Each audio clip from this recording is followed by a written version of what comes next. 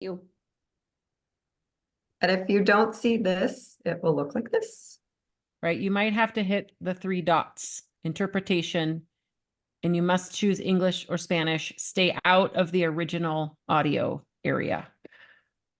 Okay, welcome back. Turn my video on. I had the pleasure of bouncing around all of the rooms, and it seemed that you had wonderful conversations. So thank you so much. We're going to take just a few minutes to do a very short report out, and then we'll close out the day for today. So we'll do groups A through E. Any other groups, if you'd like to put any salient points from your session, please feel free to put that in the chat box. So let's start with breakout A. Who was the facilitator there? That was me, Neil Chapman here. I think a powerful theme of our discussion really was about engaging people early and frequently through the fire process. So not just through NEPA and planning, but through implementation and monitoring afterwards. And so, really talking about diversifying the people that are on the fire line, talking about the effectiveness of biologists and resource advisors on the burn, not just before the burn as you're planning this stuff, or after the burn when you're doing some monitoring, but as the flames are creeping across the landscape, make sure that we've got plenty of people and not just people with their head down and a torch in their hand out on the fire when it's happening. And I think not only is that helpful to make sure we're getting the right data and fire effects understanding, but we're also now getting a lot of those biologists and other folks a better understanding of fire behavior. And the more that we are all a true student of fire, the better it is. We also just talked about some of the complexities around, especially in the Southwest here, climate change predictions and the how do we manage for that, and really the realities around what's desirable versus undesirable fire when we're looking at 20, 30, 40, 50-year timescales. And then let's see, some of the things that are working well. We talked about internal teams and crews providing support, and communications are working well. Actually, let's see, Lori talked about early wildfire crisis strategy. Lori with the Prescott National Forest brought in some funding and kind of created a microscope on their program that allowed them to really step up. And then Cordy was talking about, developing science around fire refugia is a good thing, but also we need a lot more of that and start integrating that into management strategies as well. Thank you, Neil. And thanks to those of you adding in the chat box a little bit. Group B. Who is Group B? I think I was B. I hope. Go ahead, Brenda. B for Brenda. Okay, so kind of along the same lines as Neil had talked about, what I thought was interesting as far as what was working well was, again, to include a lot of the biologists and the researchers on the ground and in the process.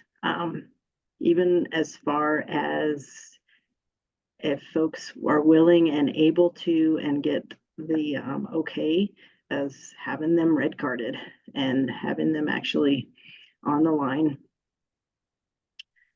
We had a lot of folks say that worked really, really well when the fire was actually active and they had crews on the ground to have those individuals as part of it. And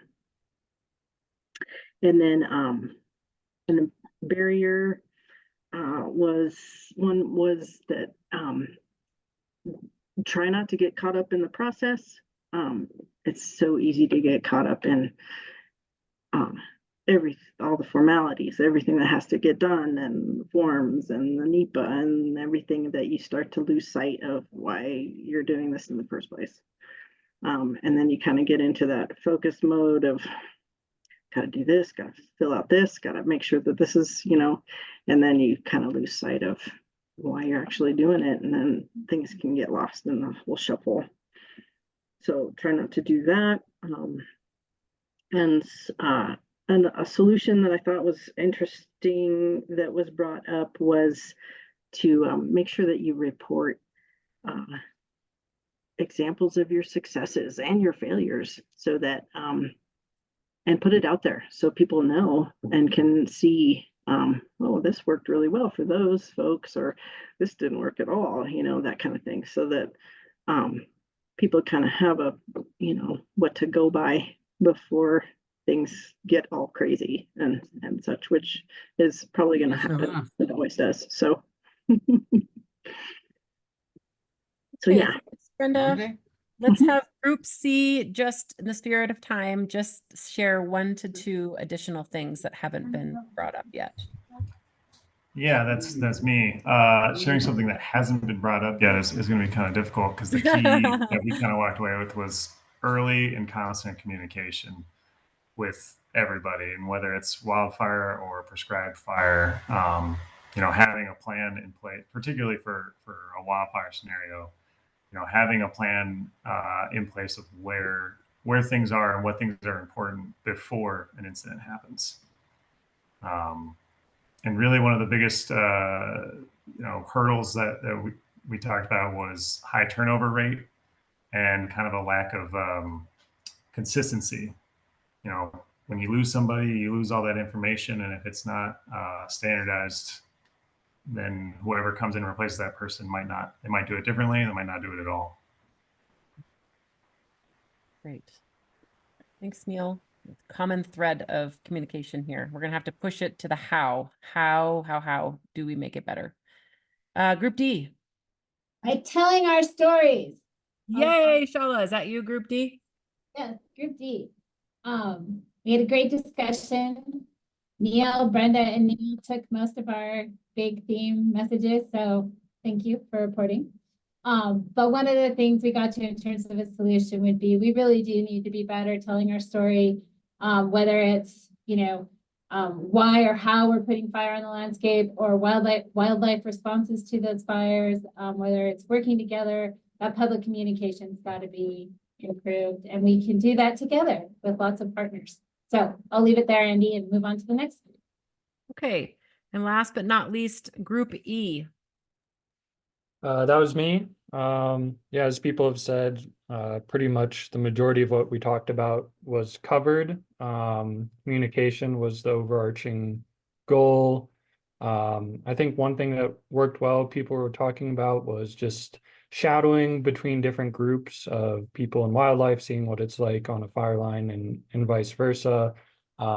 Just so there's some common understanding to help them plan ahead of time.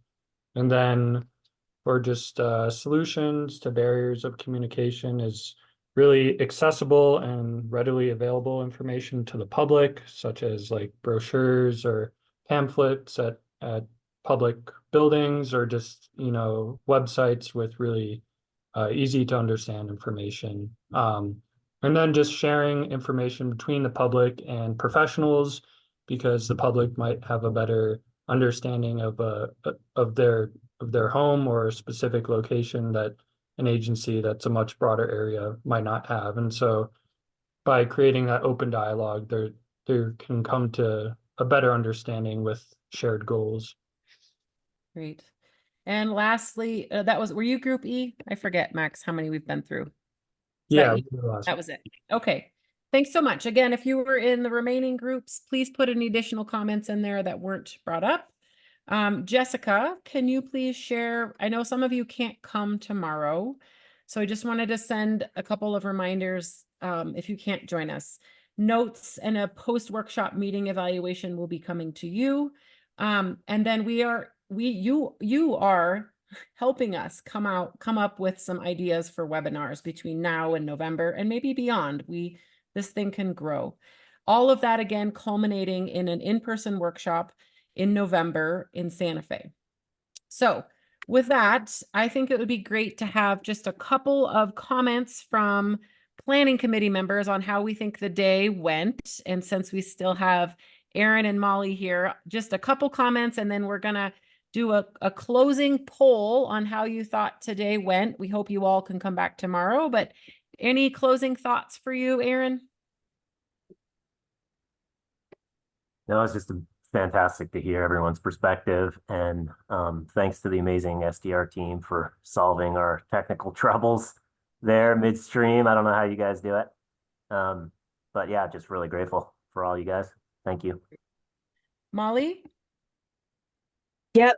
Thanks for showing up, everyone, and bringing your solutions and challenges. And I'm really looking forward to tomorrow. We dig into some of that how, like you said, Andy, around this communication and the need for really good communication. So look forward to it. And so as Jessica launches, again, look in the chat box for one last little exercise. It's a slider bar on how you think everything went today. Be reminded that if you would like to stick around from 4 to 4:30, we will be here for an informal discussion. There are no formulated facilitation questions. We're happy to move you into some breakout rooms if you like, or you could go home. Planning committee, we are going to debrief at 4:30, so you don't get to go home just yet. Okay, in the box, and then Jessica will share results as they come in, because we want your honest feedback on how today went for you.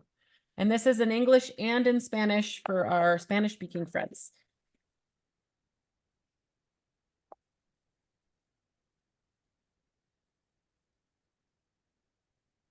And be honest, we did have some blunders early. We are relieved to see these numbers, because apologies for the tech stuff.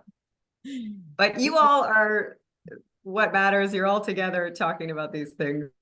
Yeah. At least we have that going.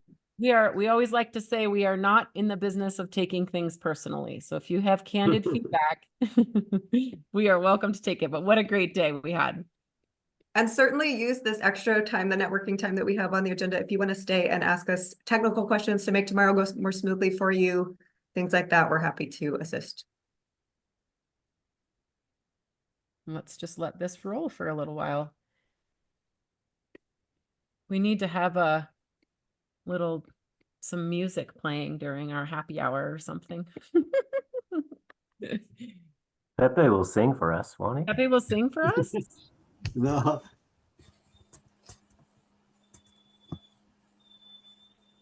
Barbara, are you able to either put in the chat box or jump on over to the English channel to tell us how your day went? Is that possible? We did a lot of troubleshooting I can't remember how that works.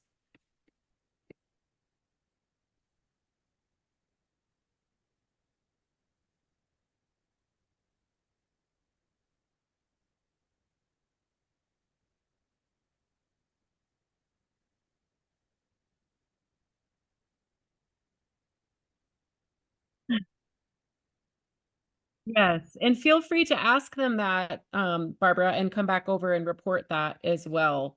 And then it still says Aaron Flesh, but Raul, can you hear me? Raul? Maybe he can't. He might be in the Spanish channel. I just was curious how that room went. Okay. Thank you all for coming. We will see you in the morning at, I think it's 9 o'clock. At 9 o'clock, where we will kind of give a quick executive summary of what happened today. We'd invite you to help us do that since you were here, if you're coming back, because we'll be having some new participants tomorrow. So tomorrow we'll dive into tools and we'll dive into communication as well, and then plan for the next year. So thanks again so much for coming. And we'll see you tomorrow, or we'll see you lingering to continue talking. Okay.